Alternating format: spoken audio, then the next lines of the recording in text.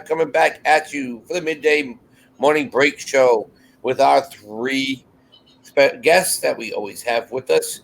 The three cronies, I'm calling them. So we have Anthony, Pittsburgh. What up? Tommy, the Bargain Effect. Hey. AKA Land Shark Picker. He's not Land Shark Picker live today. He's just Land Shark Picker. Morning.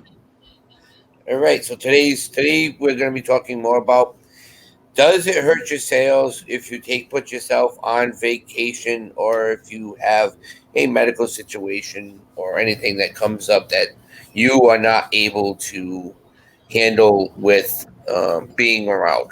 And it looks like Anthony's still getting wet. Yeah, this sucks. I can wrap the show up in 30 seconds. You go in vacation mode? Yes, it hurts. Yeah. All done. Move on. All right. I want to welcome Rosa Monteson, Eat Sleep Amazon, Miss Tiffany, Eric Bershoff, Cleveland Picker. That's what we got so far. Yeah. All right, guys. Still early. Probably everybody's getting. Yep, I just got the notification now myself, so we'll get the people in. So anybody comes in, we'll say hi to them. So I personally don't like vacation mode. I think there's a lot of things that you can do to combat that, to get around it. I wish they were a little more dynamic in the options you have, like using the handling time. It goes from what, 1 through. There's a section that skips after 7 or so. You don't get like 8, 9, 10. There's not just a list of chronological numbers. But I don't ever use vacation mode. I think in my opinion, I think you get lost in the shuffle if you do that, and that's going to quickly deter somebody from ordering.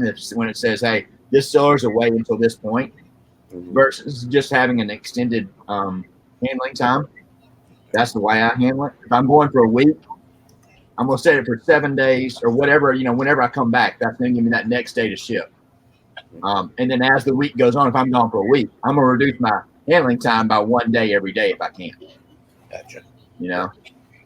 I mean, I know you had it a little different. You had a problem when you had Miss Destiny get sent to the hospital. So how did you handle that whole scenario?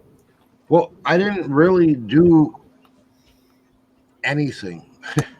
I mean, I didn't use vacation mode. I didn't extend handling time or anything. Because I had to come home at least once a day anyways, just feed the cat and handle things at the house, check our mails so we didn't have stuff sitting outside. So I still shipped every day. What hurt though is I didn't list that whole time. That's where our store took a dive. Right. Is the not listing. But last year when we went out to Vegas, I didn't do vacation mode because the time before that I did vacation mode. It seemed like it took me like 2 weeks to recoup from taking it out of vacation mode. I don't know what it did, because even with listing, and I had scheduled drafted listings that I may go live while we were on vacation, but it still took like 2 weeks for things to come back on eBay. So what I have done ever since then, and we usually only go for away, 3-4 days tops. So I just extend my handling time, and then each day I go in while we're gone and just drop that handling time by that day. Right. And you brought up a great point about setting the drafts back and releasing those throughout the week. Right. And I think I'm trying to think of the last time I used vacation mode. It's been a long time ago. It's interesting to hear that it took so long to recover from that, Yeah. It did, and maybe, it could have been just a coincidental slow time too. I just figure I don't want to gamble with it, and extending the handling time works for me in most situations. So, yeah, I'm a numbers person, and everything that happens has a reason that it happened, or something that cause and effect kind of thing. Right. I don't really believe in coincidental stuff. And I don't mean that wrong. I'm just saying if something happened, it was caused by something. Right. I had an incident similar to the one Tommy's talking about, where Ashley was in the hospital for like 2.5 weeks earlier this year when she had her big surgery. and I had to come home every day because of the dogs. You know what I mean? To like feed them, make sure they were okay, let them out. So I was able to get all my orders out pretty much the same day. I would just pack them when I got home at night and then drop them off in the morning on my way to the hospital. Because I'd be at the hospital all day. But what I would do is I'd bring a book bag that had a big binder full of like Pokemon cards. And as I'm sitting there and she's sleeping, I would just, I'd be sitting there with her little tray table listing Pokemon cards. So that kind of helped carry me through. But yeah, I mean, it's just like one of those things where I just happened to be prepared with something that I could lift that was mobile enough to travel. I can see it. I wonder what the hospital would You're okay right now? Hold on. Let me finish this listing of this one Pikachu card. Hold on. You'll be okay. I mean, I don't sell small stuff like cards or anything. Yeah. I could just take it in a bag. I wonder what the hospital would have thought about it. Came in with a tote every day, and she actually had a really nice window in her room that would have been perfect reading for her. For the right. So bring a tote in and taking pictures. And you want to welcome in Siosha Sells, Michelle Latham, Tommy Bernard. Man, you guys went a little crazy last night. T Flips, welcome in. Daddy's Vintage Garage. Neville, welcome in, Neville. Let's see who else we got in. BK Vending, good morning. What's good morning, T? My great finds for you. Cleveland Picker. Debbie does sales. Good morning, Deb. Good morning, Lisa. Mary Deathly Deals. Good morning. Lisa's like, what's time off? Huh? What are you saying? So, yeah, I can understand. I know with you and I doing a lot of stuff, I think if we find stuff when we're on the road, when you come up, I think I'm gonna post it right when we're on the road, so at least we can have it posted and have the draft on and ready to go. So I'm not missing any days. Now we're talking about doing that. When I'm outsourcing sometimes, and if I comp something, I decide I'm gonna buy it. I always do sell similar on everything I list. And sometimes if I find something like that, I'll go ahead and hit sell similar just to save it, Right. And save having to do that research again. If I know for a fact that I'm gonna get it when I buy it. If I'm in a thrift store and not picking up a bunch of stuff, I'm not gonna do it every time, obviously. Right. Right. So that helps a lot. Cool. Yeah, it's hard to. The whole Cassini eBay algorithm is hard to figure out, and they make it mysterious for a purpose. Like we've talked before, if everybody had the secret sauce, then there would be no reason for there to be a secret sauce. Mm-hmm. And I think anybody that says they understand or they know how to beat it or they know that what works, all you can see is what's pushing you and training you in the right direction. Right. Good morning, Joe. Welcome in, Kelly Ecom mom. Excuse me. Found you. Yeah, I put it up. I don't understand that. It's been happening a lot. Where you put it up, you put the tags in, you do everything you have to, and still it's. Hey, Harlan. I really wonder if it's related to StreamYard. Yeah, well, I don't know, but it's like when you text me the other day about Monday night. I know I put the right time in when I did it, but what happened was when we changed to the Pacific, they changed the time on it again. I'm like, what the heck? Yeah, that's like. I've gotten to the point where I just double check. Whenever I create one, I double check it. I'm like, okay, right, the right title to have everything I put in there.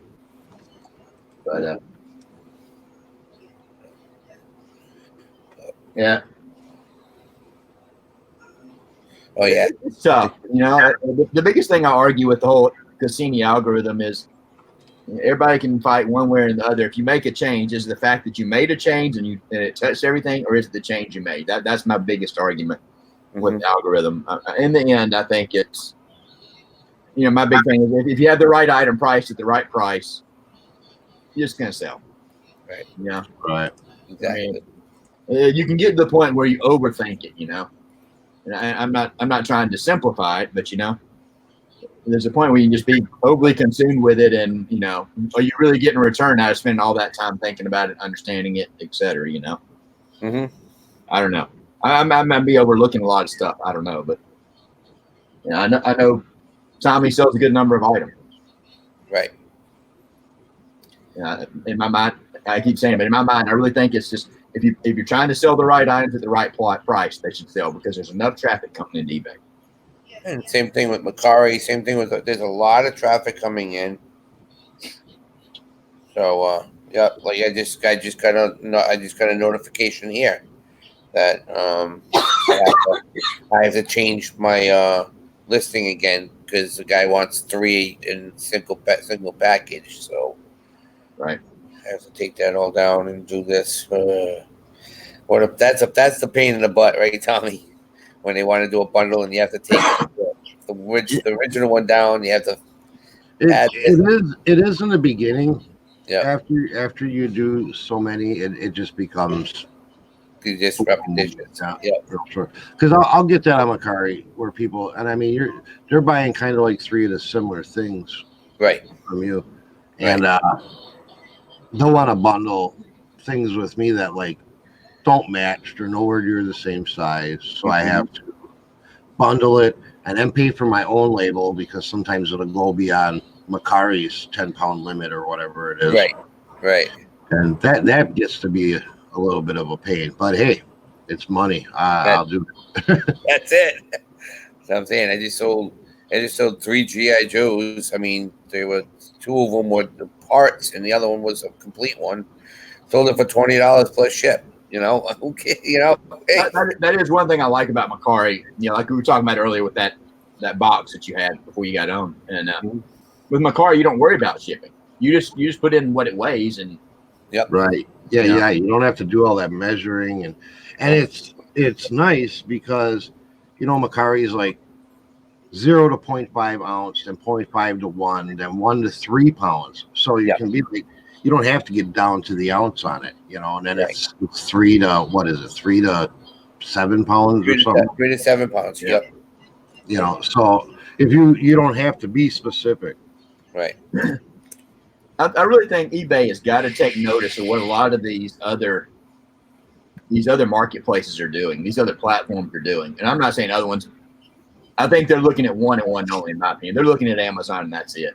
Right. Amazon obviously does a lot of things right because they're number one in the marketplace, right? Mm-hmm. But a lot of these other, I hate to say smaller, but really, in my opinion, it's eBay, it's Amazon, eBay, Poshmark, Macari. If there was a pecking order, in my opinion, Yeah. These other ones are doing a lot of good things, and if they really watch some of the stuff they're doing, I think they can improve some of their processes and some of their ratings. Right. Like we were talking before, it's so easy to list on these other platforms.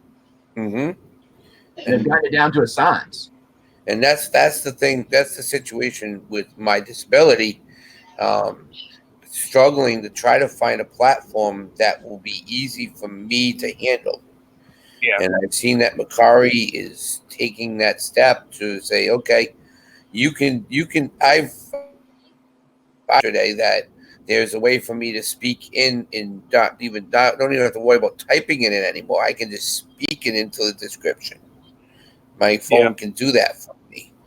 So that helped drastic, and I hope all the other platforms get to that stage because there are people who are visually impaired that want to do this and be able to just speak it into the. Craig, what is that? Isn't there? Oh, I used to have it a while ago. It was called Dragonfly or Naturally Speaking or something. Dragon Naturally Speaking. It's text, speech to text. For your computer. Right. Google has it now too, where it's talk to text. So if you say dollar, has it too. If you say dollar, what do? They don't know what that is. Yeah, that's the problem that I have. The one I had. The program I had actually had you go through and read a couple sentences, say a few words, so it learned your dialect. Yes. And that stuff's getting smarter and smarter, especially with all the artificial intelligence, machine learning, all that kind of stuff. Right. And actually, now that you mention it, that's for sure. Now that you mention it, even besides needing it, like I don't have any impairments, but man, I think that would just speed up the process. If I could just speak my title and my description, Right. because I I'm think a we do full that. typer. I'm a 2-finger typer. So I'm telling you, Tommy, it's so much easier. It's G.I. Joe number 32 Baroness, and then you make sure it's spelled properly. If it comes up with in red, then you know it's not typed right. But that's the one thing that they do have to work on with. I can't if it's red and I start losing more and more vision, I'm not going to see that red mark. So I'm just praying that they work on. Debbie says Windows has it built in it. Yes. Yep. Yeah, and Windows has come out with a lot of accessibility options Right. out there. There's a They've chicken. always been there. They've been hard to find. You had to kind of dig to enable them and turn them on. But I think they're doing a lot better with making all those options available. And they should help you in a lot of these applications, like the Zoom feature, I think. Mm-hmm. The text to speech has always been pretty good. I think the nice part is I don't have to hit the button for picture. I say take picture and it clicks the picture. That's cool. Yeah, my phone has that setting. I can be like cheese, and then it'll snap or yeah, whatever. Yep. I thought it was cool. I'm like sitting there going, so now I'm starting to learn that now, and it's making it much easier for myself. Yeah. So. Morning, Cody. Thank you for coming in. Every day I'm hustling. Nate just came in. So yeah, so that's the thing. I mean, Macari is taking strides to help people set up, and hopefully eBay. I love Macari. I think Macari is an excellent platform. Yeah, it's simplified. I mean, there's improvements they could do. Like you can't have like a store, physical store. It's not real easy if somebody wants to go browse what you're selling. It's a little trickier initially to be able to find you. Right. You know, but as far as seller simplicity, I don't think it can get much easier. Right. No, it's not. It's like I said, I just got to tweak this when we're done and get that. So I'll get that sent out today. It's another sale, And I think that's where all these platforms have to get is simplicity of listing. And that's where it's at. That's where, I think, in my opinion, that's the biggest stumbling block. That's the biggest time suck. That's the biggest roadblock or whatever to eBay is the time it takes to list. And they're gathering a lot of information, especially, I don't know if y'all saw the latest update. They're going to start requiring more item specifics on items. Oh yeah, in October. That's going to take a lot. And then it's not worth it for me to keep on trying to add more and more and more and more and more and more. I need something simpler, easier. Well, I think that's why they're doing it. They're trying to build a catalog to make it easier in the long run. We're probably going to go through a couple of years of this, but I think they're trying to build a catalog. So once you put in your item, they'll have enough information where they're basically going to fill it all out for you. You're just going to put in any details. Well, it's going to get to the point where you don't even have a description anymore. Right. I mean, really, you got all the items generic, and you've got a condition. Why do you need a description? Right. And from a technology perspective, a lot of times they're relying on the description to pull information about it. You may not have a size, you may have measurements, you may have something about an item down in your description. It's a lot harder technology-wise to search that description that could be this long or this long than it is to search a checkbox, Right. Of item specifics. I think the reason they're doing the item specifics is getting you more towards being able to filter that information by using an item specific versus using that free form or that large potentially, description field. Right. But what I don't like when they do is when they change the way they have the item specific. Like we saw a lot of clothes. Right. And they had the item specific with jeans as a mid-rise. Then after we listed a whole bunch of jeans and a couple of months later, they changed it and told me that, when you go into your bulk editor, tell you if there's errors in any of your listings, all them jeans that we had as mid-rise now showed up with an error in the specifics because they changed it to mid-rise. Wow. Yeah. So all those items wouldn't show up in the mid-rise catalog because it wasn't the way eBay changed it over to. So we had to go in and change all that over. Yeah, I agree, Tommy. Tommy says, I don't think eBay uses description because I don't use them unless absolutely necessary. I don't know about everybody else. I have a very minimal description. All I do, I've got a bold description. All I do is I copy my title, put it there. I copy my condition and put it there. And I've got a quick note at the bottom that's like one line says, all international orders will be shipped via the GSP program. Nice. And I don't really go into detail. I mean, really. I think we're getting to the day and age where a very high percentage of items are bought via mobile. Mm-hmm. You know, mobile is one click away. You know, if you're browsing it via the computer, you're going to see it. But I think so many people are buying from your primary image, your primary photo, your title, and your condition, and maybe the item specifics. I typically only go beyond the basics if there's something that needs disclosed on the item. Right. Or if it's something that's a little more intricate, like you're getting this, or that type of thing. Right. I want to welcome in Jody Mitama and Rumpstup Reseller. That is, what's her name? It's Jamie. Jamie. I can never remember. Jamie, you need to PM me. So I need to talk to you about when you wanted to come on to the auction, if it's greatly appreciated. So,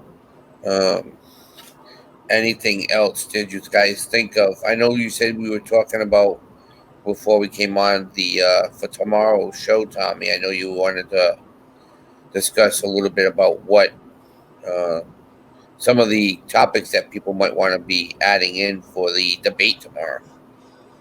Oh, yeah. Off the top of my head, I figured we'd just kind of throw a debate out there between the main ones you always hear about, you know, free shipping versus paid shipping, the free returns versus your regular 30-day or no returns.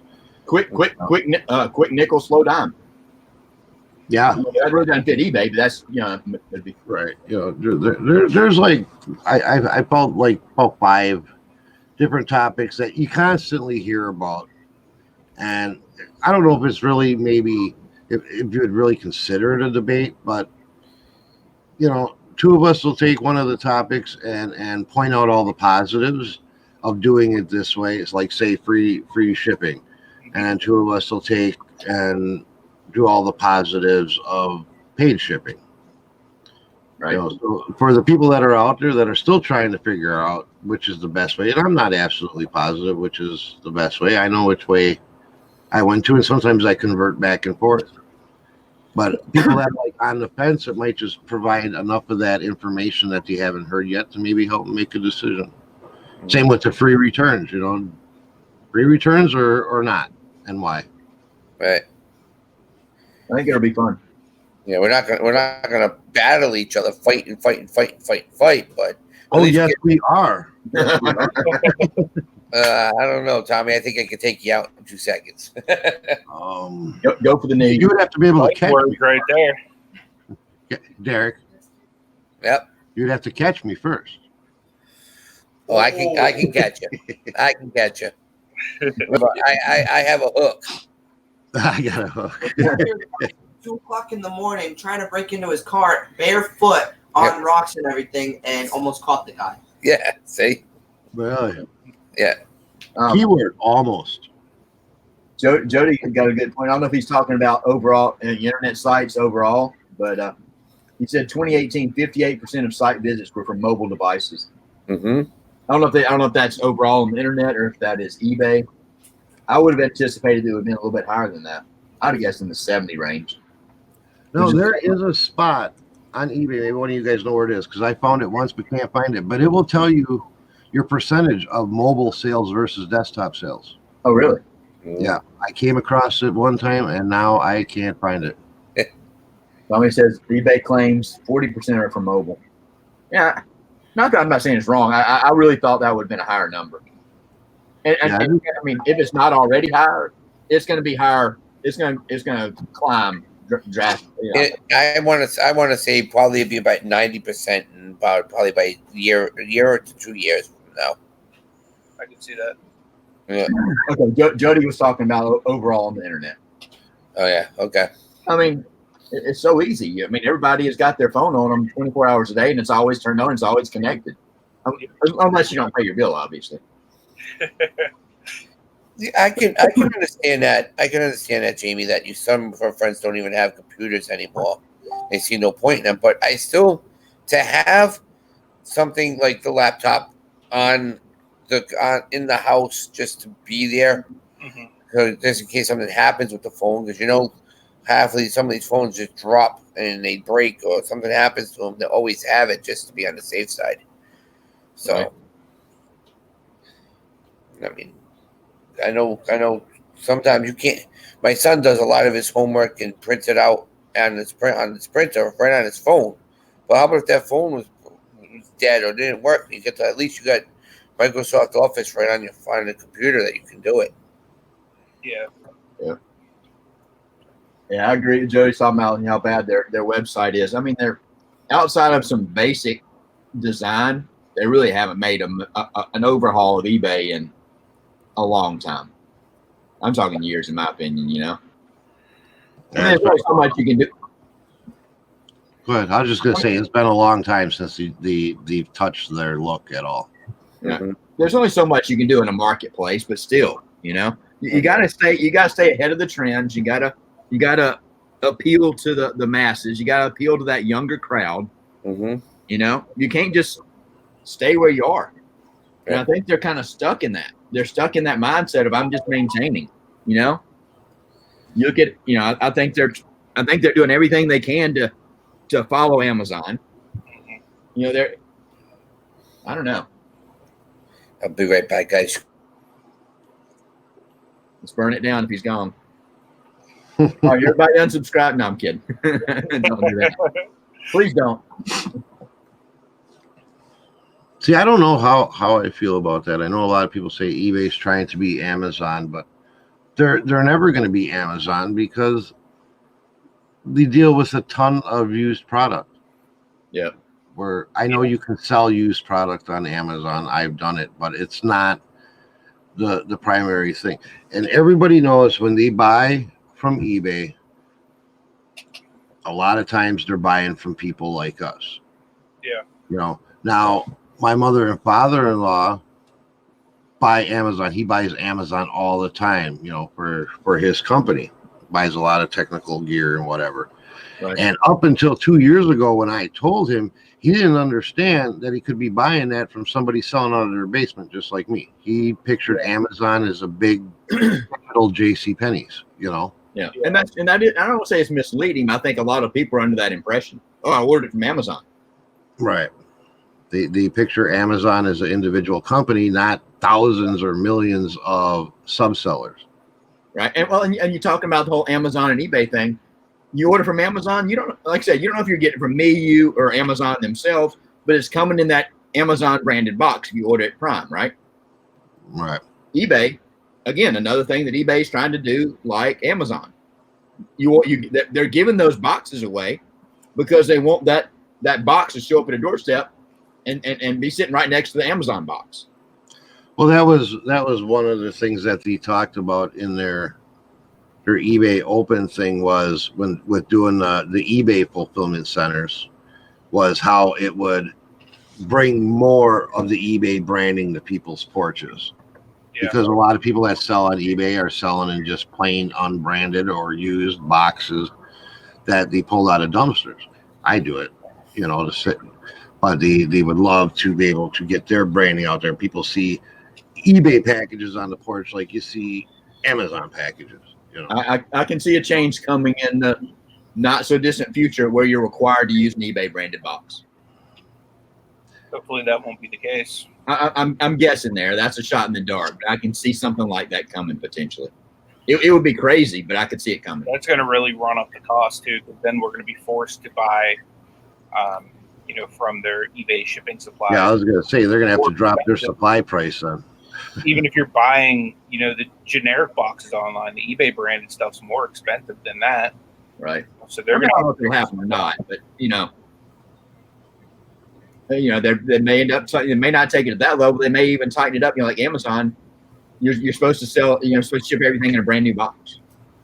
Perception. Right. Yeah, Debbie, that's always been the case here.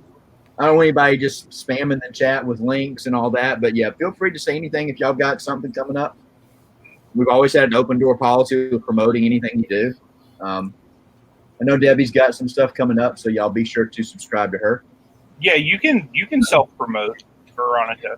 That's not a big deal. We are fully on board with that, both here and in our Facebook group. Oh, definitely. So feel free to share whatever you have coming up, because honestly, I like seeing it, and I don't find any harm in that. Right. So, just don't like every other chat box is the promotion. I mean, just take into consideration everybody else in the chat. That's all. The good life. Why are you screaming? What's up? What's up, Andy? Hadn't talked to you in a while. Hope everything's going well. Oh, that's all right. Jody, it's all right. I know you kind of been in and out of the chat. We've always had an open door policy with any of that stuff. Mm-hmm. And keep in mind that's not always the case, and sometimes people err on the side of caution. Yep. But in here, everything is wide open. Like I said, as long as you're not just dropping links every 3 seconds, or trying to pull somebody away to another live while we're live. Yeah, just be an adult about it. At least wait every 4 seconds to drop. Yeah, exactly. For sure. And I'd like to point out something too, because I know sometimes a lot of these chats start to sound negative. Like we always highlight the negativity of eBay. Oh, they're trying to be like Amazon, or they're doing this, or this happened, and a lot of it's negative, Yeah. And I gotta say, I love eBay. Without eBay, I couldn't do what I'm doing. Right. I can't afford to go open up a brick and mortar, and if I did open up my brick and mortar, it's going to cost me a whole lot more. Everybody says the eBay fees. I could not open up a brick and mortar and sell my merchandise for less than what I'm paying eBay. I agree completely. And my buyers are going to be limited to the people around me. So they're giving me an option to be worldwide. And I think eBay is a great opportunity for somebody that wants to work for themselves. Right. Yeah. In my opinion, it's a lot easier to find negatives in something sometimes than it is to find positives, unless the positive is just an ungodly, you hit a grand slam, Right.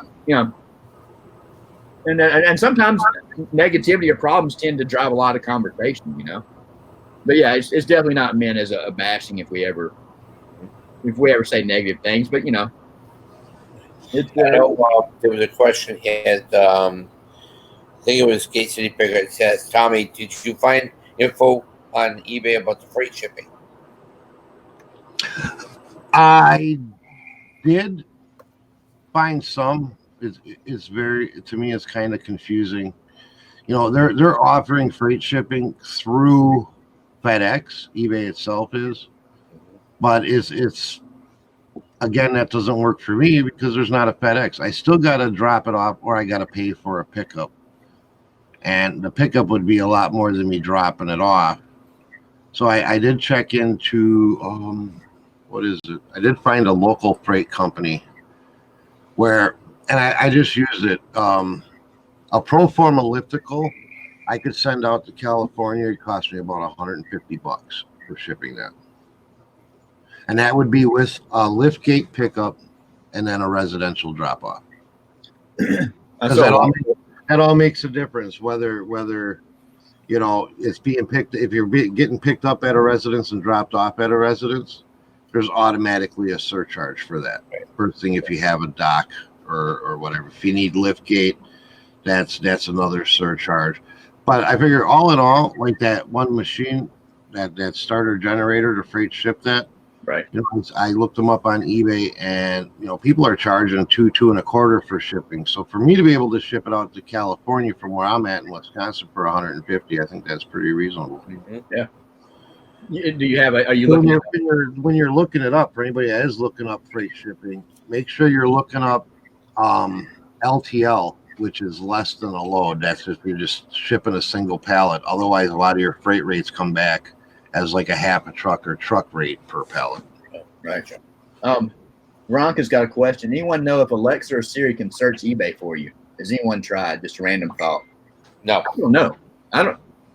it doesn't. Unless I'm driving, search I'll eBay I'll for use you. Siri to send a text, and that's about it, or call somebody. But that's about it. Yeah, I tried one day because we were trying to look up something, and Adam, of course, trying to be a little smart butt.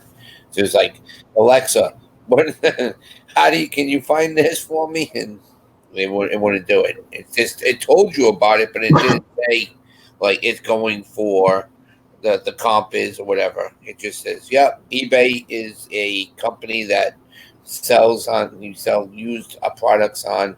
That's what it says. That would be cool. Nate, every day I'm hustling said FedEx pickups are free.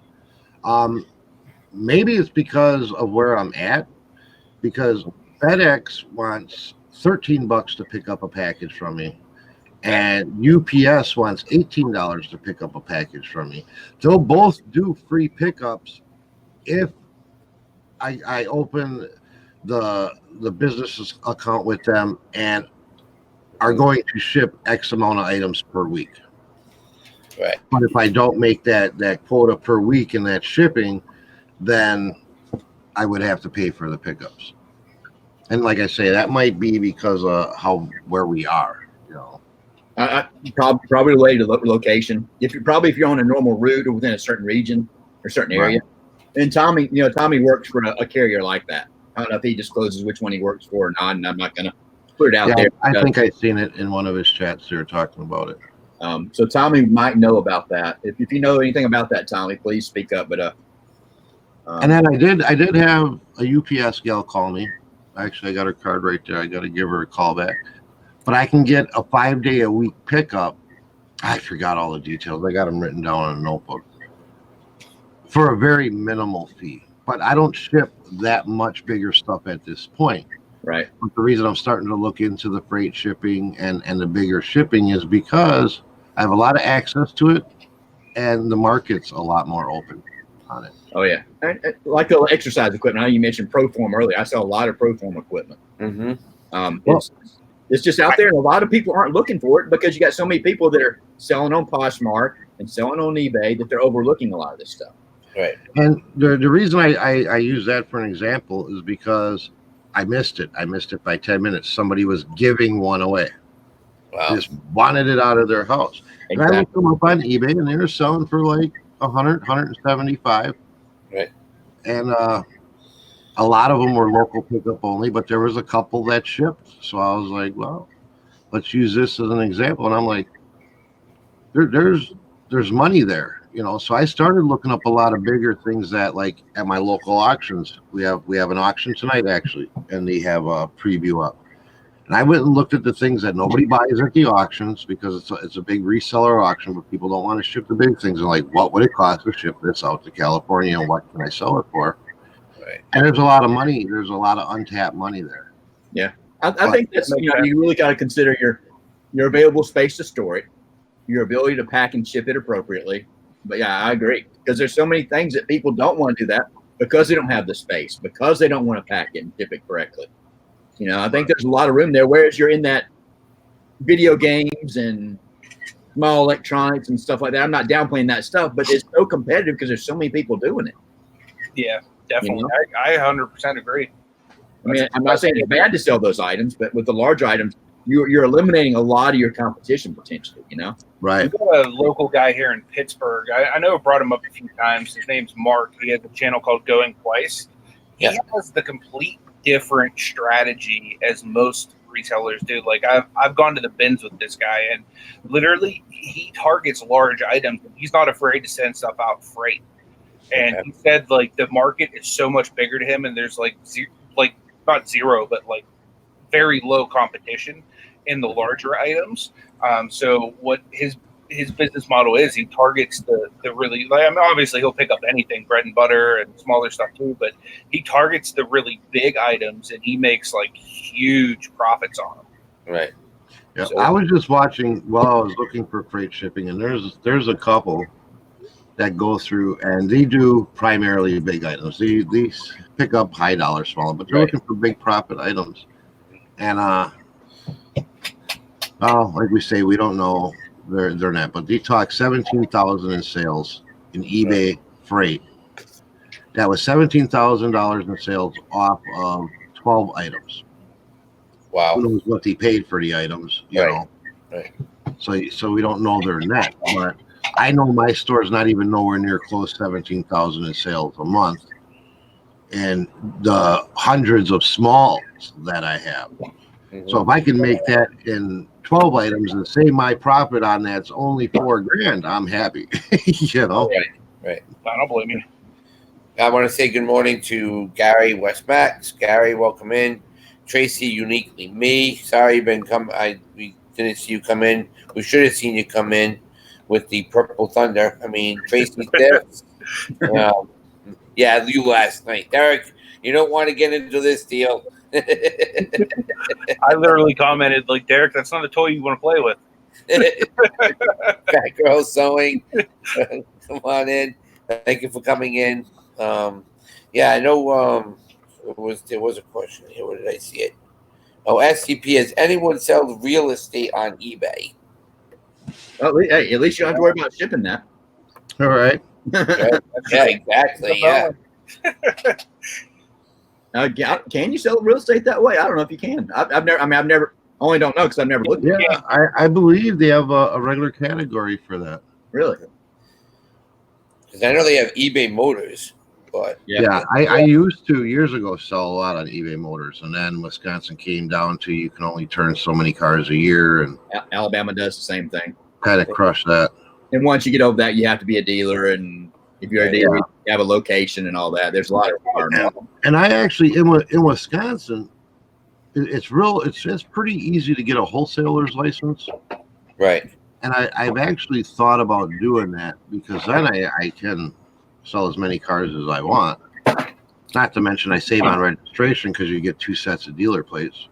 Right. And I've actually looked into maybe possibly doing that. But now it's what you were talking about with the space. Wisconsin don't require you to have a certain space for a wholesale license, but I just don't have the space. I have space for like maybe 1 car at a time. Mm-hmm. Right. If I'm going to invest in the liability insurance for a wholesaler's license, I'm going to do more than 1 car at a time. Right. I wish I had a little bit of space, and I think I've talked about this very briefly before. You want to go to auctions, and I'm sure there's a lot of these not running cheap cars that you could buy for pennies on the dollar and just part them out. Right. You know, and I know there's companies that will actually come and pick up your leftover shell because they're going to scrap it. If I had a way to drive those directly to the the scrap yard, and just pull all the parts off. I mean, I live in a neighborhood where I couldn't do that out in my driveway, Right. Me and Destiny talked about that too, as far as like, I mean, I had an opportunity to grab a tow truck, a wheel lift tow truck, a few months back for $1,500. Right. And I thought about grabbing that just to bring cars home, strip them down, Get rid of them. to pull the parts off, and then the guy across the alley works for one of the biggest junkyards in the area, and he's like, I can haul them right out of your driveway. We got nice rims, you can take those. I don't even need those. But again, it's space. It'd be 1 car at a time in my driveway, and I can get cars around here real cheap, $75, $100. Wow.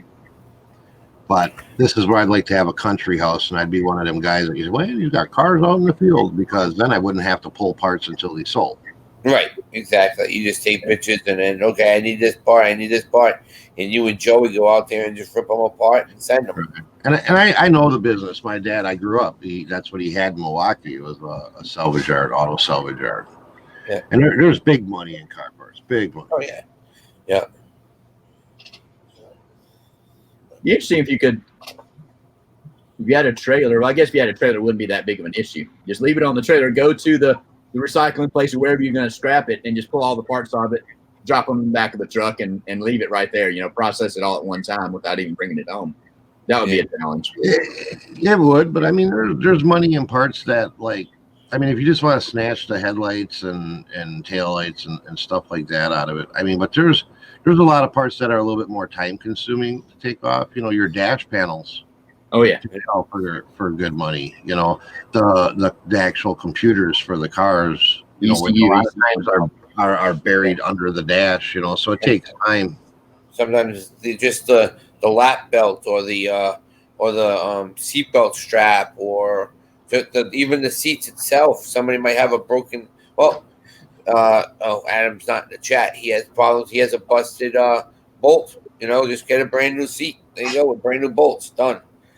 Tommy Bernard says four-wheelers and small stuff. He's making a mint off a four-wheeler that he's stripping out.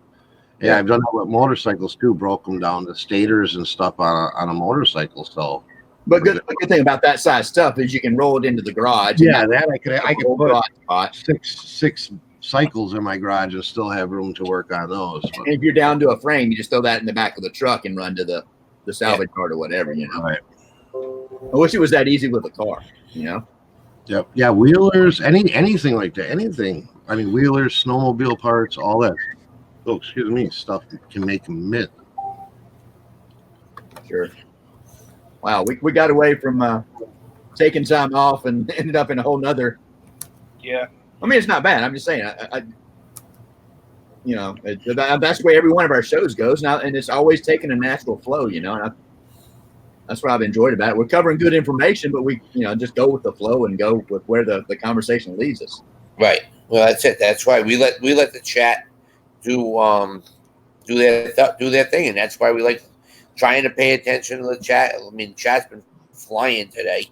And Gate City Pickers says he strips vacuums for parts too. I've done that at the bins because we can get vacuums at the bins, and some of the vacuums, like the Oryx and stuff, the motors are worth a mint.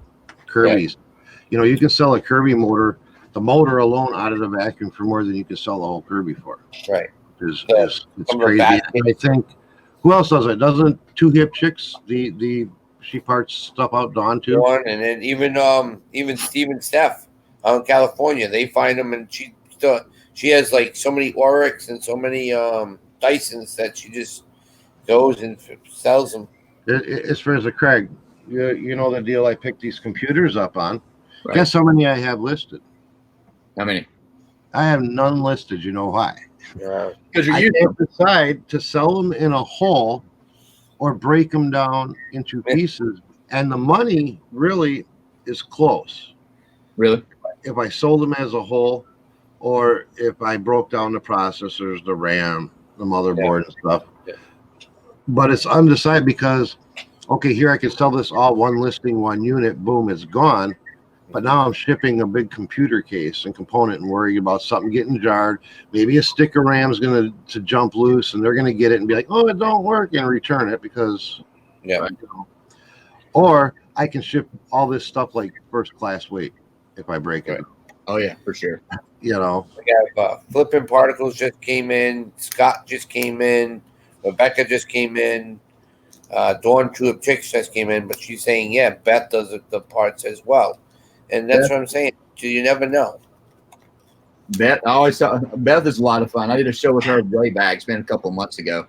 And, she's kind of changed her brand. She's no longer Queen of Hearts. But I always said Queen of Hearts. She was the Queen of Parts as well, because she parts out a lot of stuff, and she's a lot of fun. 10 of Hearts. AGP video cards. Wow. That's an older technology, but yeah. Because everything has moved to PCI Express, and you can't find all the AGP stuff on the new market typically. Right. Do any of you guys happen to know how to authenticate like a pair of Beats headphones? I wouldn't know. Yeah. My wife found a pair for $2 at a yard sale like 2 weeks ago, and I've just been sitting on them because they look real to me, but you know what I mean? I want to get a return on them. Do you have the power cord for them? So they came in this in the bottom, in the back. This right here just makes me think that it would be authentic because it has the little case. But yeah, it came with the detachable wired hair, fold-up ones. Yep. Okay. Say Beats on them. Those things don't have a serial number on them anywhere, do they? I'll check here. I don't know. I've never had a pair. I've never looked at them. And it has this No, other. neither. I'm guessing this is where you charge it in your computer. Yeah, those were all different colors. When you buy them, because my son has a pair that we bought, everything matches. It's a solo wireless. There's Yep. The wires were black with a red tip. yeah. So they were all matched. Everything I don't see any kind of number on it anywhere. Yeah. Right. I It looks like it's real to me. I mean, I don't know. Tommy says yes, they do run the serial number. yeah, run the Do those serial. have a removable? Serial Do number? they have a removable battery? Is there any way to open them up? I mean, again, I don't know anything about No. these. No, there's no removable battery. They're plug in. It's like a USB for your phone. That's how you plug them in. So yeah, that's the only thing. Plug-in stuff there. Yeah, that's where you plug in. Yep, one's for you can have wired, and then the other side is for your charging. I mean, they look real to me. I mean, They look similar, but they I just make don't know. so well. So I would have really take a look. There should be a serial number on them. Here you go. The serial number is printed on the inside of the flap. It begins with rave, followed by more letters and numbers. On the inside of what? The flap. The flap, there's a cover that goes over the USB where you plug the USB in, and where When you plug the USB in, Okay. it says it.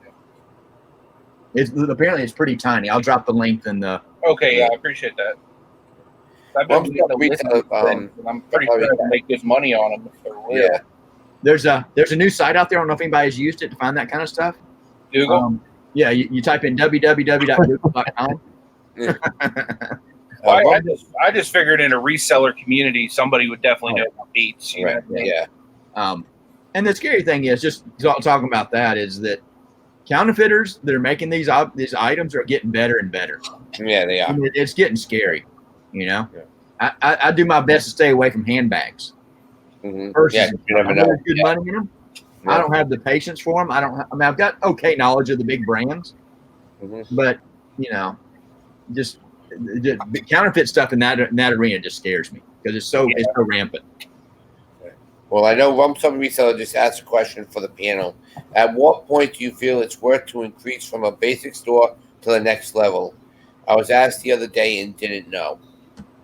Basic to premier, whatever the next one is what, 1,000? You go from 250 to 1,000. Yeah, Is that right? Yep. yeah, I've been on the next step. I've been on 1,000 for a while. yeah. I have too. Personally, for me, I'd say as soon as you get to that 250 and you're going over it, that's time to Take the move up. In my opinion. And I've been on the next step for so long, I don't remember what the difference in cost is. Yeah, there's a magic number in listings. I can't remember. I looked all that up when I was upgrading the store. And at what point when you're paying per listing that you're just better off jumping? And I believe it was right around the 400 range. If you're because you're paying what, 400 in a basic, now you're paying the same as if you got the premium store with 1,000 listings.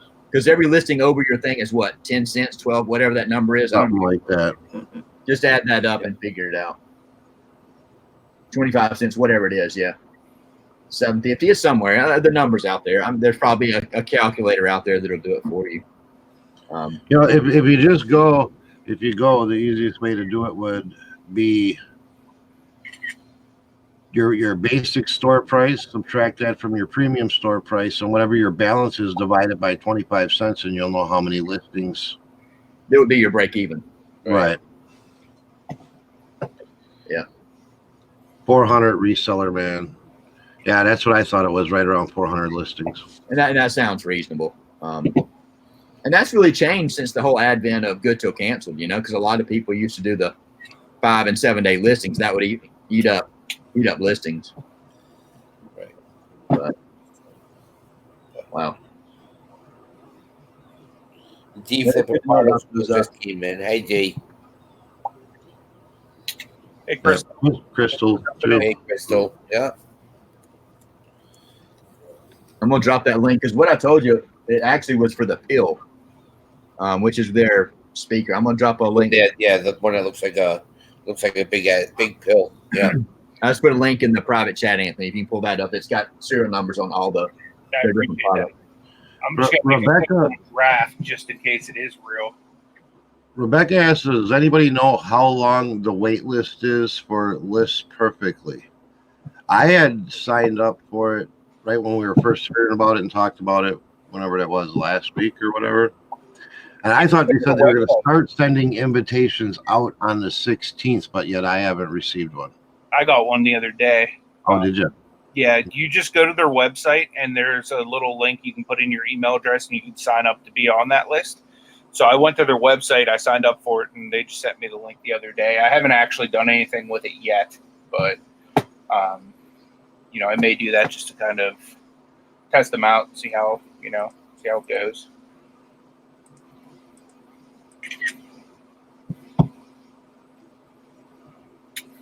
Yep. I'm going through. I didn't get one yet. Did you sign up on their website? Yeah, I signed up for the wait list. And actually, I don't know. Destiny does a lot of my cross listing, and we were trying to decide whether it would be worth it or not at this point. Yeah. And we're really on the fence about it. So I'm waiting for some people to actually do it and give me some feedback before we make a decision. Tracy's got a good point. I don't know the connection here, but she says you can send in the Beat Still XL to Apple Recall program and get $325 deposited directly to your bank account. Oh, that's cool. They're not owned by Apple, are they? No, they're owned by Dre. Right. I'm just curious why you would send them into the Apple. I'm not doubting it. I just that's all I did. These aren't that model though. I don't know if that makes sense. Anthony, my son, we have a pair right here, and if you look on is it the left or right, Adam? Here's the foldable ones. It's on the left side. On the left side, on the inside, behind the ear, the foam earpiece, there should be a serial number. Or the model. Because he has a pair right here. I'm gonna show him my Beats. You might.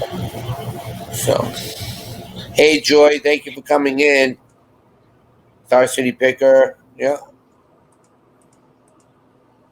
Apple owns Beats. Okay, I didn't know that. I did not know that. That's kind of weird because they have the port is a Samsung type micro USB. You would think that there would be almost like a lightning connection if they were. Does Adam know if there's a way to get the earpiece off without breaking it? Oh no! It's literally inside. So you look here. It's inside underneath. Oh, you pull it out to extend it. Yeah. Ah. You see it, Anthony? I'm not seeing anything. No. Mine on the left. You would check both sides, but mine on the left. It says Studio Wireless model number, IC number. Yeah, it has everything in it. If it doesn't have that, then they're not real. Yeah. I have the box and everything. It's fine. Yeah, he has the bat. He has the. And is the case solid, or is it squishy? He has the case. Yeah, It's squishy, yeah. it's squishy. My case is solid. My case is full on. Like if I hit it, it would not do anything. It doesn't do anything to it. Yeah, it's like neoprene almost. Yeah. Anthony, after we get done, check that link in the chat over here. Yeah, I definitely will. Check that out. It should help you. That's okay. Don't try to kill yourself putting links in. That we're fine. Just we know your arm's killing you.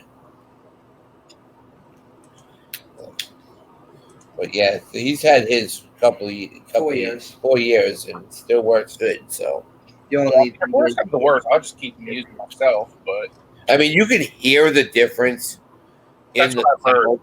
Yeah, and all you got to do, Anthony, is just get your micro USB, connect it into the wall, and plug and charge it. And then, if you can hear them, if you don't hear the quality, then these have like the best quality of earphone.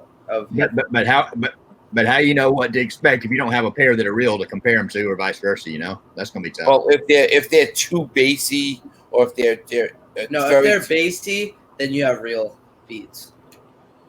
If they're tinny, then they're crappy. I can plug mine in. Yeah, I might just bring him down when I come down in a couple of weeks. I'll just have Adam look at him. Yeah, because Adam knows. He's the Dre King. I mean, like Nate says, for $2 you couldn't go wrong one way or the other. You know, Right? Exactly. Even if you just use in person. Yeah. You know, Definitely. I think definitely worth the $2. What I would say, Debbie, if you have the case, I would probably list, if I was doing just the case, I'd probably list the case somewhere between $10 and $15. Right. Yeah, because I do that with like DS, Game Boy cases all the time, and I make good money on them. I just sold a Game Boy Advance case yesterday that was on sale, 15% off for like $10.50 or something like that. Yeah. Plus shipping. So yeah, there's definitely money in cases like that. Mm-hmm. Yeah. It's just overall, it's amazing what you can sell on eBay. There's a market for so much stuff. Every single thing, but not just eBay. Everything. Macari, Poshmark, Offer Up. I mean, Offer Up is really starting to really slow down a lot, but I really see Macari's getting stronger. Everybody's saying, well, they're trying to get out of, but I see him stronger, getting stronger. I don't know why, but I just do. The problem is that they lost a lot of money in the United States last year, but you know, I think the Offer Up and Let Goes took a lot of their big trending was when Craigslist started trending down and they picked that up. But I think Facebook Marketplace took over the local market. It did. They did quick, and I think they jumped on it. They jumped on it quick, and they hit it hard. I think they saw Craigslist declining. Right. I mean, Offer Up and Let Go are good. I mean, the only thing I really see on Craigslist now, and if that's even getting minimal too, is just their free area, their garage sale area. That's pretty much what I see is still good on Craigslist. Everything else is just.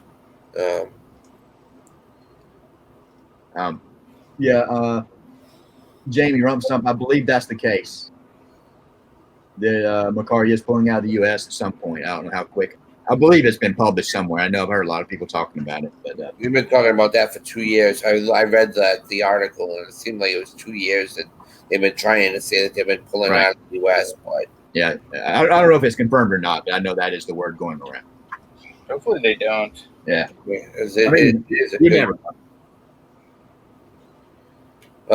Craig, you're gonna have to make another platform like that so we can all use it. And we use YouTube time and everything. Exactly. Well, the good thing about any of these are on the the decline, the Offer Ups, the Let Goes, the Craigslist, is the good thing is if they are declining, they're a great place to source items. Mm-hmm. Right? Because people are not seeing as much traffic. They may be, some people are cross-posting stuff there. Some people aren't. Some people are potentially still using that as their primary platforms. And a lot of times, that's why I'm so, I don't spend a lot of time on Craigslist, but I pay it a good bit of attention because I know that it's declining and I know I can get good deals there potentially. Right. Francesca Mistretta, you can only sell certain things on Poshmark. I don't like Marketplace, Offer Up, etc. I don't want to drive out to meet anyone. Yeah, I mean, Francesca, I don't know. I haven't recognized your name in the chat before. Welcome in. One of the things I've always talked about, and I'm sure these guys support it as well, is it's not a one-size-fits-all business. Right. Yep. There's people that are very successful in those other marketplaces. I agree with people not coming to your house or there's this day and age, it's very easy to meet people in safe places. Right. I know somebody's mentioned before, and I know in our area, like some of the police stations offer they have a little sign outside in the parking lot saying this is a safe place for e-commerce transactions or something like that. Yeah. Exactly, they do. Yep. And there's a camera, and if you really feel, even though I don't know why you do something to be dumb that police station, but an officer will come out if there's one available. Will come out and do the deal with you. So. Right. I mean, I think it's just being smart. You know, don't go meet somebody at 10 o'clock at night. Right. You know, go meet in a well lit area. You know. Yep. I've got typically if I sell something or if I'm buying from somebody, I've got a Home Depot that's like 3 minutes down the road, literally, and I don't meet them at 10 o'clock at night in a dark parking lot, you know. But that's cool. That's cool. BK vending. That's awesome. Yeah. Great, man. I saw 2 Nintendo 64s listed on Facebook Marketplace in my area. They had I don't know what it's called, the translucent green model. Yeah. Okay. Yeah. Which is usually a little bit higher. Right. We had one green controller and one other controller. I don't think it had any games, and they also had a black one. They wanted $30 a piece. That's not that bad. You can get $18 to $20 per controller, I think. Yeah. Especially the different color ones are worth a little bit more. Good. All right. Yeah, especially if they have the expansion pack in them. That's the thing that everybody. If they don't have the expansion pack, it's crazy. And that's just additional memory, I think, isn't it? Yes, but it does make a big difference. Oh yeah, sure. Francesca came in. She comes in on our auctions on Monday nights, and you missed. We've been on since 11 o'clock, 10 o'clock this morning. So yeah, we were doing a lot about if you do take time off to go on vacation or other aspects. Then so. Lisa, yeah, I appreciate that. I understand what you're saying. Just everybody's different. Everybody's I'm sure meeting somebody as a female is tough. Yeah. It's I've never walked in your shoes before, so I don't know what it's like. But I can see that fear, that I don't want to say fear, that uncomfortable situation. Right. If you're in that situation, you just got to figure out what works for you. Right. Exactly. But like we said, it's networking. It might work for Craig, but it might not work for Tommy. It might work for Mia. It might not work for Anthony. So you just gotta work through what you feel comfortable doing and how to do it. So we're just here to help you guys and talk about different aspects on how we do things. But that doesn't mean you have to take everything that we say, because we're all not experts. We're just here to keep the chat going and try to help people that ask certain questions that need a little bit of help with certain things. The word is finally out. The true story on how Tommy and Tracy met is finally in the chat. Oh boy.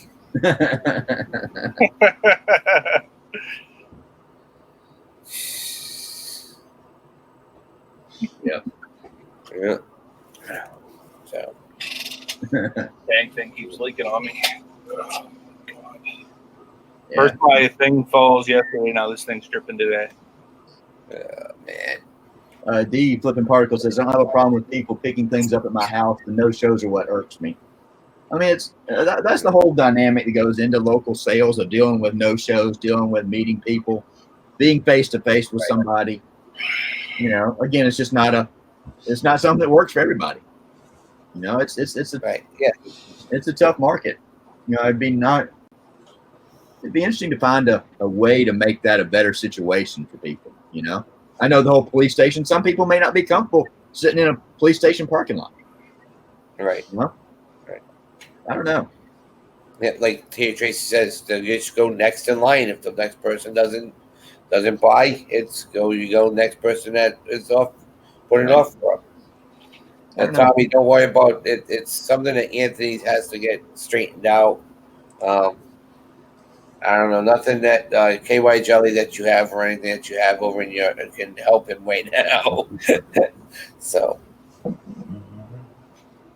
yeah. Well, sometimes you're never fast enough, because there are literally people that are there every minute checking Facebook Marketplace, and just it's every few minutes they check on what's coming up. And well, they probably got bots that are out there running that are checking that stuff for them and send them a text or something. But it's competitive, because people are realizing they can get good deals. What I don't like about Facebook Marketplace is now you're seeing more commercial ads for items, and it's Oh not. yeah, It's not just something locally available. yeah. They'll have the one area, and then they'll say at the stores, and then they have another area you can buy this, but go to this website, and then they go back into the stuff that's local. Yeah, I don't like that.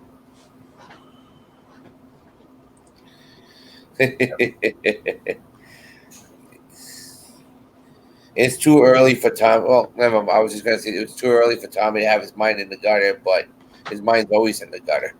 So If it's that deep in the gutter, it's hard to get out sometimes. yeah, right. I know how Flex Seal is made. Yeah, I know all about that, Tommy.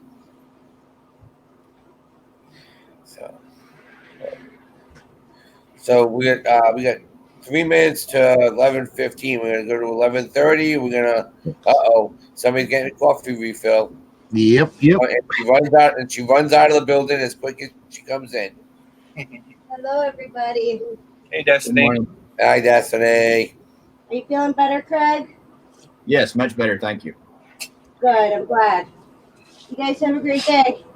Bye. That's not a bad gig you got going over there, Tommy. I'm telling you, right? Yeah. You might have to keep her around a while. And she's hanging around. You must be paying her pretty well. Do all right. Nice. Yeah, BK Bennett says he likes to source through Craigslist. Every now and then you can find a smoking deal. Yeah, you can. Oh, for sure. And I think that's really because it's really trending down on the selling side. I'm not saying overall, but that's what I'm seeing in my area, you know?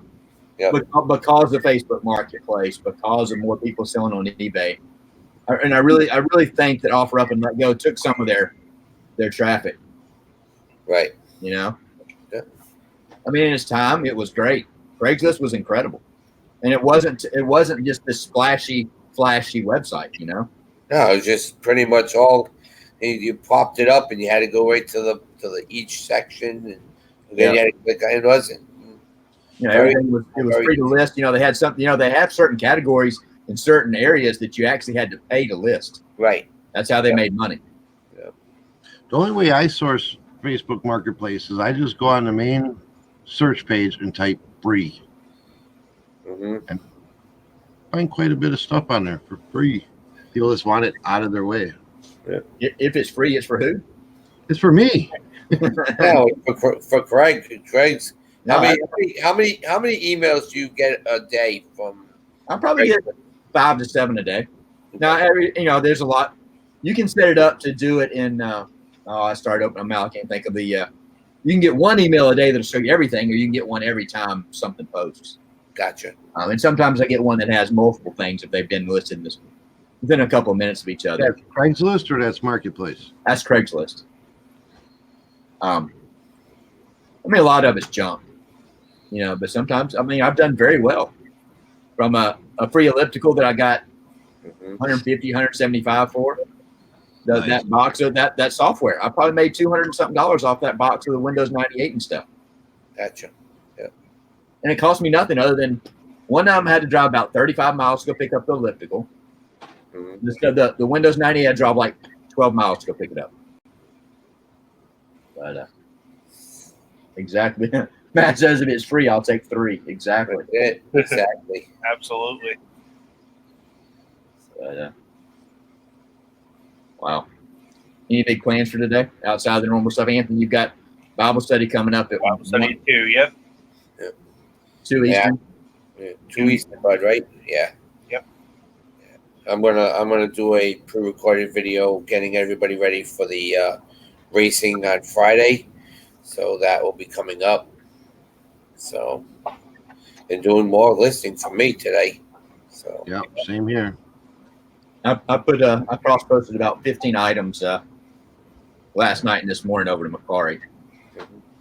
Which is pretty from eBay to Macari. Gotcha. Anybody else anybody in the chat got anything coming up? I know Tracy said she's going to do a thrift haul. I think she's talking about doing it live here in a little bit. I've got it once we get done here. I was going to help her out. She had some questions. Debbie's going to do that show tonight at 6, I think she said. Yep. Yeah, better check that out. Debbie is very knowledgeable. Some of it bleeds over into e-commerce. She's got a lot of non-e-commerce type experience, but a lot of it bleeds over into our reselling type area. And she's really down to earth and got a lot of great knowledge. So be sure to check that out. Anybody else got anything going on? It's like Matt's getting a bunch of Funko Pops today after work. That's cool. You better check with the Funko Master on that one. Yep. Yeah, literally. Yep. I don't know what I go in, I look up Funko Pops in the store and whatever. I don't see where the money's at. I must be missing something. I see a lot of them selling in that $8, $9, $10 range. Right. Yeah, that's what I'm seeing. And I guess obviously there's some what you get and how cheap you get them. There's Chase ones, there's the so-and-so exclusives. I think there's, obviously there's some that are going to sell in the $30, $40 range, but I think the majority of them in that $15 and less, I think. Yeah. I mean, just based on what I'm seeing, unless anybody knows any different. I mean, don't forget, there are ones that are $70, $80, $200 is almost $700. But right, but they're that way because they're rare and they're hard to find. Exactly. You're not going to just see those out in the wild. You're going to find one every 3 years, and right. That I mean, Tracy's got a great point. Says Funkos are plastic beanie babies. absolutely. I mean, I'm not saying it's wrong to buy them and sell them. If that fad is hot, ride that fad while it's hot. I definitely, in my opinion, I wouldn't hold on to them. Right. Unless you just want you collect them and you enjoy them. Mm-hmm. I don't think it's going to be a long-term fad. I don't know how long they've been around. They've been around a handful of years, hadn't they? Yeah. Funko probably about 4 or 5 years now. Wow, I didn't know they've been around that long. I mean, it's just like anything, toys like that or collectibles like that. They have a trend. They trend up, they plateau, and they trend down. Right. And the key is to either buy them as they're coming up, get rid of them when they peak, and then Well, I know the Funko started as like bobbleheads type things. I have a old school, well, not old, Wobblers. like Yeah, a Chewbacca one. Yeah. It was like early Funko stuff. They had the wacky wobblers. That's what they were called by Funko. Yep. And that the whole toy market, new toy stuff is almost like buying and selling stocks, working in the market. I know a lot of people that buy things, early, knowing that it's trending upward and they hold on to it. Yeah. That's the way a lot of the collectibles. You go back to sports cards. If you hold on to something long enough, they could potentially, as long as it's still trending upward, you can make good money. Right. But like in the 1980s, there were, while those cards were being produced, they had decent value. Yep. Right. Now they're worthless sometimes. Yeah. You just got to analyze the trending and see, is it trending up or trending down? If it's trending down, get rid of it at all costs, because very, very rarely does something trending down turn around and climb back up again. Right. I mean, I know, like we were talking last night at the auction. I thought you were gonna pop in, but we Gate City Picker had the 23 karat gold the first day stamps with the gold stamps. He was selling those last night. Right. I mean, they're from the 80s and 90s. I mean, they're not super rare, but they went for pretty good money on them. So if anybody likes those players, that's something that you want to keep. So. Right. But I think with those trends, if you can, like I said, if you can identify where those trends are moving, you can make a lot of money. Mm-hmm. Yeah, definitely. Right. Like right now, 1980s toys are blowing up. They're just, you can't keep them in stock. You find them, you get rid of them as quick as you can, because you never know, the next thing will be 90s toys. It's crazy. Like I can't keep my 80s toys in stock, and the ones I want to keep, I keep, and then the other ones are off they go. And I think that's why my Macari's been going pretty well, because it's all the stuff that people are looking for when they were kids. Yeah, makes sense. It's the way the retro video game market is right now too. Mm-hmm. It just goes by generation. Right. Yeah. Destiny yesterday was cleaning out one of our rooms that has been like a storage room for quite some time. Mhm. And she pulled out a whole complete Nintendo console and a GameCube console, and we can't remember where it came from for the life of us. And it's in a GameStop box, Right. The green box they had, Yeah. all by them, and I don't remember where this thing came from. I picked it up at an auction and tossed it in the room, and that's the only thing I can think of. Wow. Who needs storage units or go buy and source anything? Just go through your room, So I did yesterday. I was on my live and I was just showing stuff that I got this weekend and what I was packing up to go and do the yard sale and everything. And Dawn's like, "Oh, you got that piece? How much you want for it?" I'm like, "Oh, okay. 25 shipped. Okay, see you later. I'll buy it." That's always fun though. Going through something you hadn't seen, like your room or like an area of your death pile, and you're like, why didn't I list this? Why has this been sitting here so long? Right. That's like, you might as well have cash sitting in that. There it is. She must have heard me talking about it. This right here. It's even still got that's from that wasn't from GameStop. That was who the heck's box was that, Anthony? Maybe Funko Land? It says Vintage Stock Movie Trading Company. Because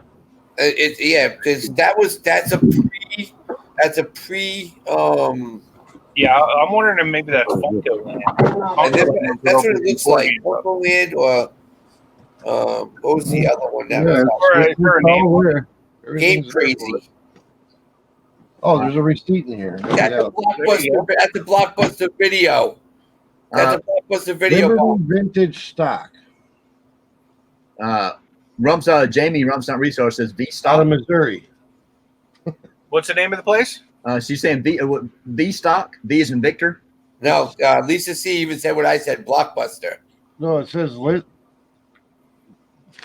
Vintage Stock. Liberty Vintage Stock. Yeah, I assume that's what you mean by V Stock. Yeah. Out of Liberty, Missouri, and I've never been to Missouri in my life. Yeah, but even Blockbuster had that type of box. That's what it was. That's what I was thinking of. You could buy it was Dr. Mario. Yeah, look at $20 for Dr. Mario back then. Wheel of Fortune. Yeah. And you gotta have Tetris for Destiny. Oh yeah, Tetris stuff. There's a couple different paddles. I don't know what they're for. I don't know. That came in there too. That's weird. It's got the regular Nintendo paddles, then it has these little USB game pads in it. That's PlayStation. That looks too generic to be PlayStation, though. Yeah, it's just, I think it's a generic. Oh, yeah, probably for computer one. But the connector on PlayStation was a USB, wasn't it? Right. Yes. Was it? On a PlayStation. On a PlayStation 3. That started in PlayStation 3. Oh, did it? Okay. The removable. Oh, that's right. The 1 and 2 had the wire. Had the 4-pin set. Yeah. Oh, it's a DVD player. Portable DVD player. There you go. It was in the box. Are there actual gaming systems in there, or is it just like a Yeah, there's There it is. Original Nintendo. Wow. it even has a door still on it. $200. We're gonna There have you to go. have them play it. Yeah, we might have to lick these though. That was harder to get down to the connector to lick it. You got They to work a lot better when you lick them. you got to work your tongue pretty well to get down in there. And then there was a GameCube in there too, right? Yeah, we have a GameCube up there, so we're gonna set up a little area for the kids and us for a gaming area Nice. because we have a Wii also, and then we have Nice. some weird.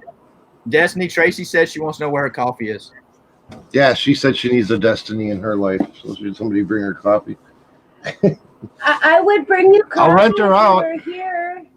Look. I'll bring Even you coffee. here's Dawn now. Dawn's back in. How much for the gaming system? No, Everything's got a price. Exactly. Everyone's got a price. put it up. You're like $1 million man. Everyone's got a price. Everyone's got a price. She was don't worry, it'll be for sale in like a week because she did the same thing with the Wii we got at an auction. Mhm. Gonna set up, we're gonna have so much fun with this, and it lasted. It was about a week fat, eh? Now it's just been Yeah. sitting there. Well, the kids play it, but not very often. Tracy wants to know: do you do windows? Yes, I do wash windows. I think she folds laundry too, doesn't she? I do. She does. Tommy, you better hold on to her. Yeah, you And got she, to tell yeah, me. I mean, just give her a lot of credit. She has to fold Tommy's underwear. That could be bad. I beg to differ. She does not have to fold my underwear. You got to have underwear to get it folded. Jesus Christ! He over here, Yeah, dude. that's definitely Seriously. Shorts. They're shorts. Tommy's Clarify. over there rocking commando style. In broadcast. I don't like the feeling of restriction. I don't care what we're talking about. That's why you don't sell on He's Amazon. free as a bird. Debbie, you can go ask. You can go either to Ricardo or Darlene, and she'll get you a new arm. Wow, we just went from 46 viewers to 325 like that. That's the answer. We figured out the secret sauce to YouTube. If I would have known that Commando brought in subs, then Yeah, literally. Oh I my would have done god. away with underwear a long time ago. That's funny. All right. Yeah. Nate's singing you a song down there, Tommy. I see that. Because you're free. Oh, This right here, man. that's the first thing that goes through my mind when I hear somebody say that song. God. Of course, Tracy would have to say Commando. Of course, you know. Commando, that was a video game back in the day, right? Yeah, really. Yeah. Was. So I'm surprised Movie. Tommy hasn't said anything yet. Oh, Bumps Up Reseller said, Tommy, she got a build a figure piece out of Marvel's Legends there for 15 cents to $1, and they sell something between $30 for a leg. I don't know what that is. They have the Marvel Legends where it's a build a figure, and if you get one piece of it, and you have to buy each one to get it all connected. Kind of like an old Voltron type thing.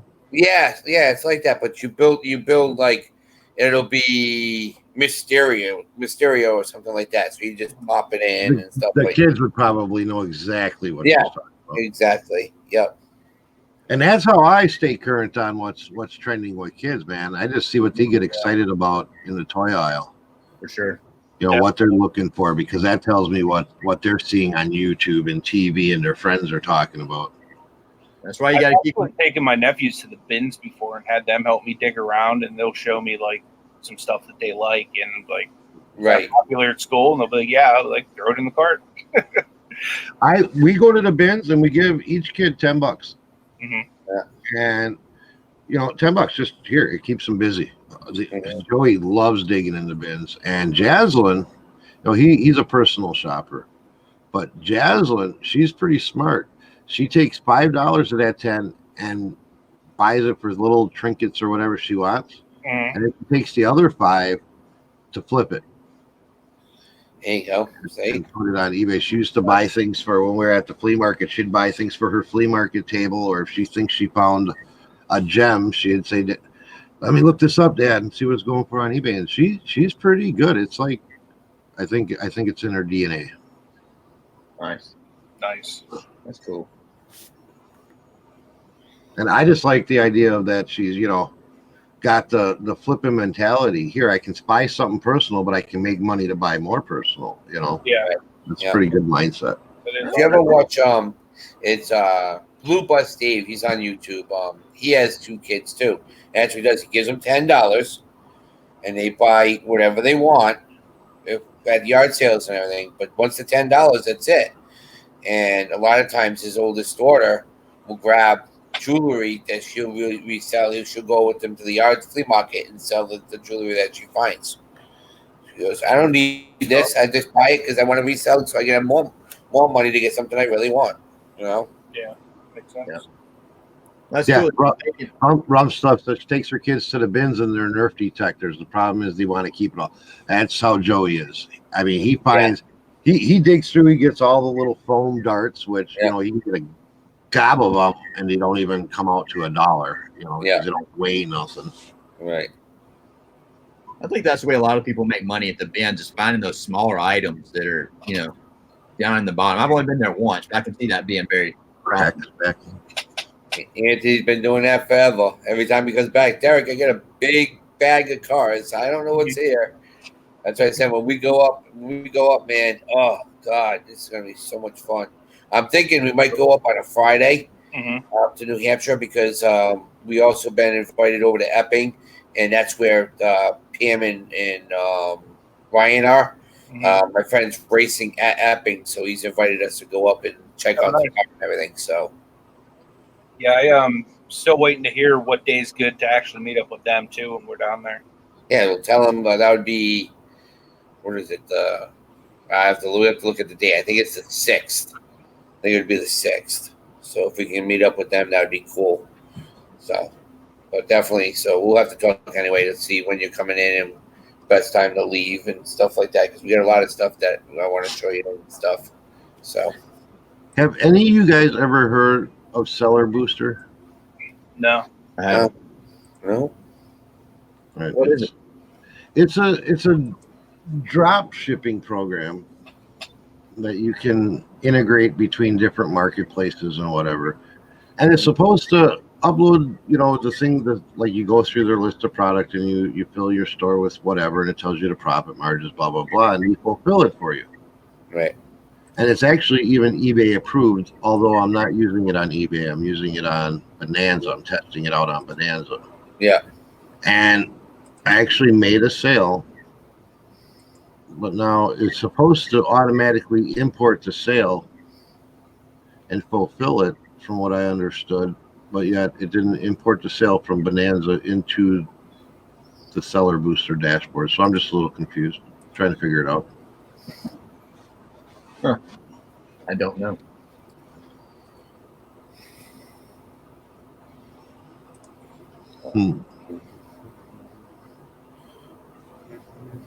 So it's 11:30, guys. We're gonna go to 11:45.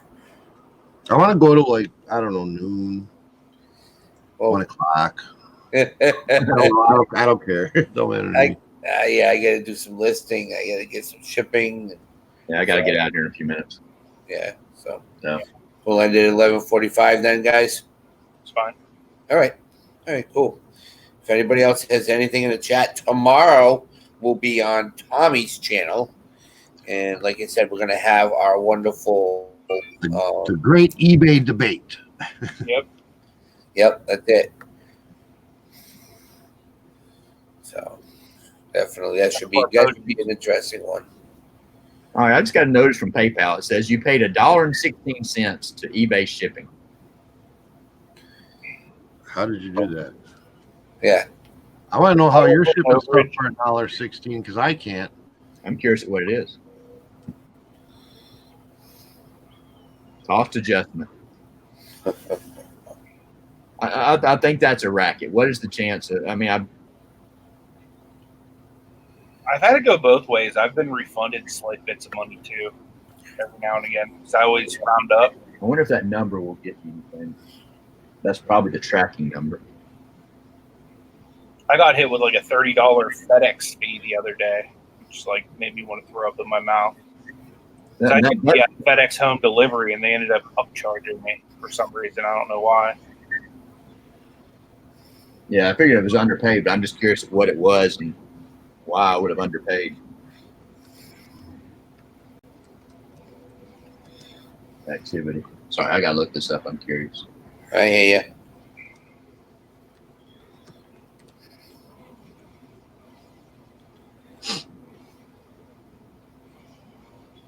There's the tracking number. Yeah, they make sure they get their money out of you. That's for sure. Yeah, you got that right.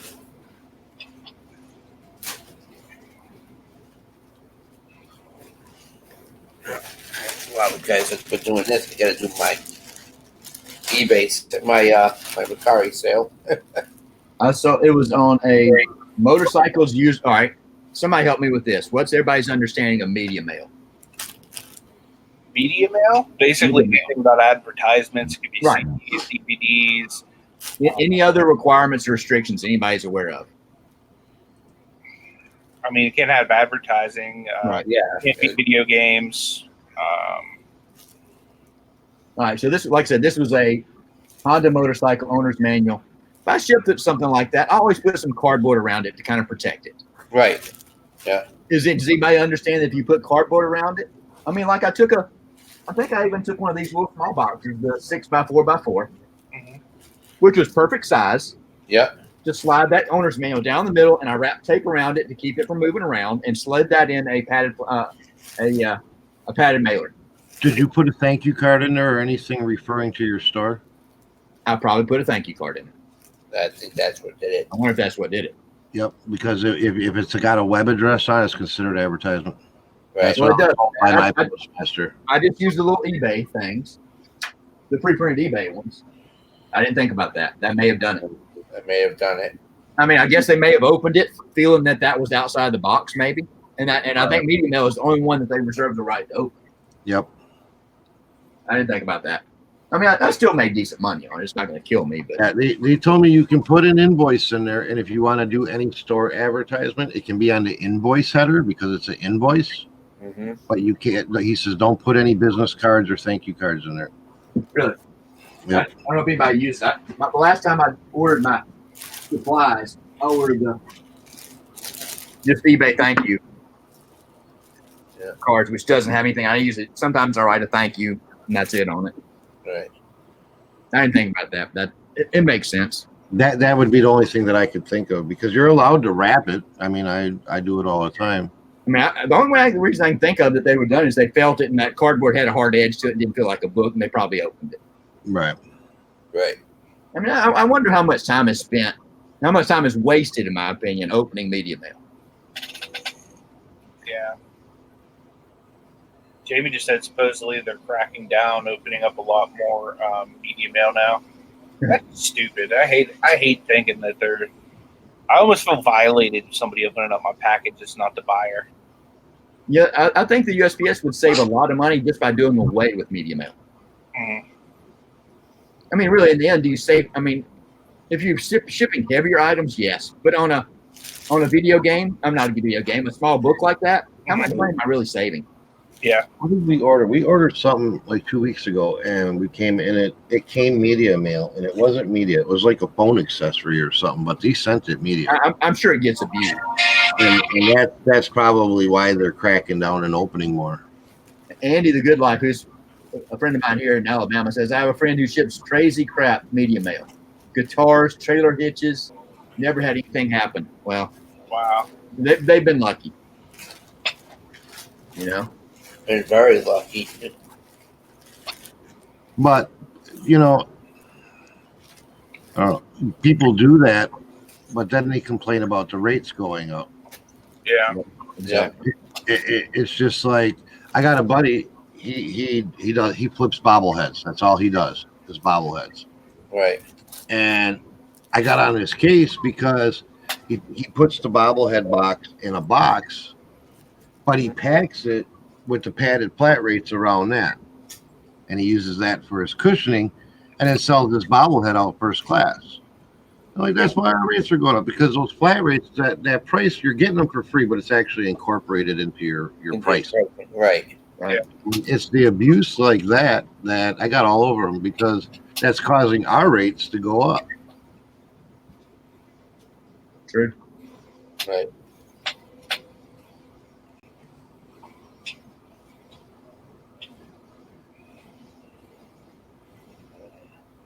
Fishing and Piggin says about 5 years ago, $1 million eBay seller from North Carolina got busted because they shipped everything media mail. They went to prison for 10 years. Huh? And that brings up a great point. Any rules that you break, Yeah. USPS. USPS is a federal institution. Yeah. Yeah, it's classified mail fraud is what they classify it as. I'm sure a lot of it gets swept under the rug, ignored, all that, but Right. That could have big implications.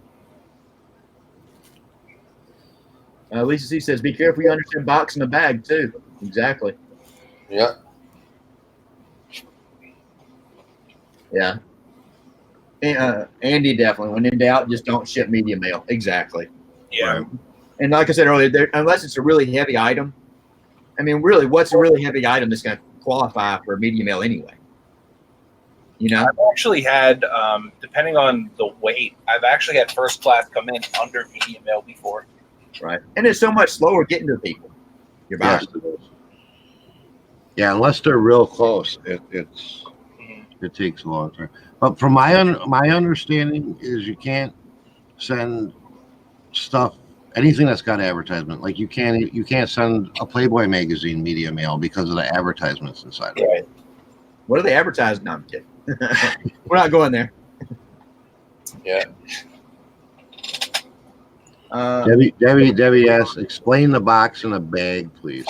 I want to get more information on that because I see people doing it and they're sending these big old boxes for like $10. And from what I've understanding, you can't do it, but people are doing it and I don't know how, so I need to get the details on that before I want to talk on that.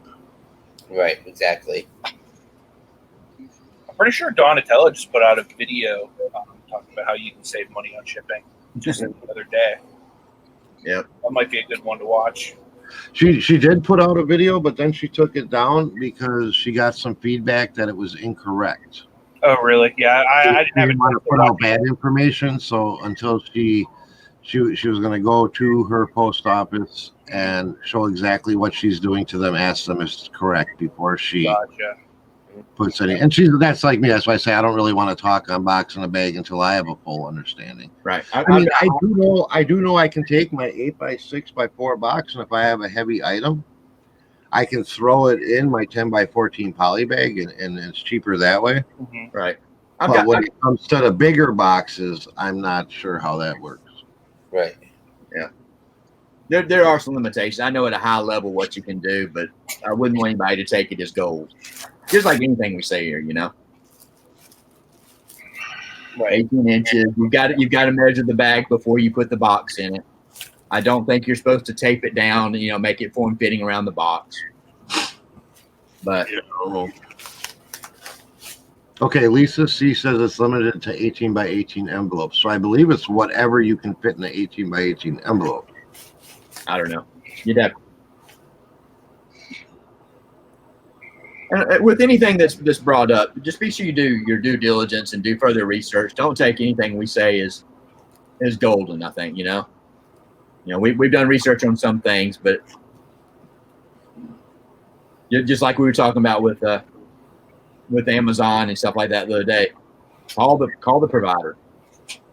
Right. Look at I know that whatever the terminology is on the USPS site, everything has a. I don't know Yeah, what. Tommy Bernard's pointing out that it's not an option on eBay. You have to go through pirate ship to use the box in a bag method. Buy that box in a bag. Yep. Right. D, you can take. I don't know if that's a limitation or not. My understanding was you can't. But just like people shipping stuff media mail that's not media mail qualified, in my opinion is USPS is not inspecting every piece of mail that goes through as far as is it meeting the qualifications of however this was shipped. They're gonna pick the outliers, something that gets drawn attention to itself or whatever, Right. Well, 11:45, guys. What do you want to do? I mean, I know. I want to answer this question real quick before we would. Yeah. The Good Life says my eBay shipping screen changed last week to where it asks for dimensions on all boxes now.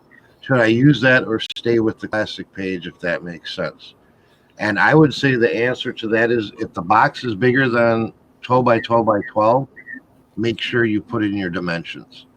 Under 12 by 12, it's pretty much by weight. But once you get over to 12 by 12 by 12, that's 1 cubic foot, then you're going into the dimensional shipping where it don't matter if you're shipping 2 pounds in an 18 by 18 box. You're paying for what that box is. The post office feels it can hold. So I think 18 by 18 is like you're going to pay a 20-pound rate. Right. Yeah. So use dimensions if it's bigger than 1 cubic foot of space. Doesn't it depend on whose foot you're measuring? Right. This is my foot's different size than your foot, Tommy. This is true. Yeah. All right. I got to get out of here. All right, guys. Like I said, tomorrow we will be on Tommy's channel, The Bargain Effect. So if you have not subscribed to him, please bounce over there and subscribe. Be greatly appreciated. Anything before anybody else has to leave? Anthony. Just Bible study at 2 p.m. Eastern. Feel free to stop by. It doesn't matter what your beliefs are or, any of that stuff. I don't care. The Lord, welcomes you either way. So feel free to stop on by. Look forward to seeing everyone there. I ain't got a whole lot worth mentioning. Like I say, just to show tomorrow, we're going to do the great eBay debate. And then Friday, we're going to have Destiny on with the in-home eBay seller support. So Nice. People might want to catch that. We had a suggestion that we should all have our wives on to see what they feel about the backgrounds. We should have an episode where they're on. Yep. And that would be cool. get their input on what it's like being with a reseller. That would be fun. Yeah. And Craig, anything for you? No, just like every show, I appreciate each and every one of you showing up and listening. I know we ran a little bit longer than we normally do, but the chat has been very engaged. I've asked a lot of great questions. Hopefully we've given some good information. I definitely appreciate each and one of you showing up every day, and that really means a lot. I appreciate it. Absolutely. All right, guys, we're going to be bouncing out. Go and check out D Flipping Particles. I'll have a video up later on of the cars, so we can all race on Friday night. Remember, more toys, more fun. We'll see you guys tomorrow. See you guys. Take care. Later. See you on the flip side. 5, 4.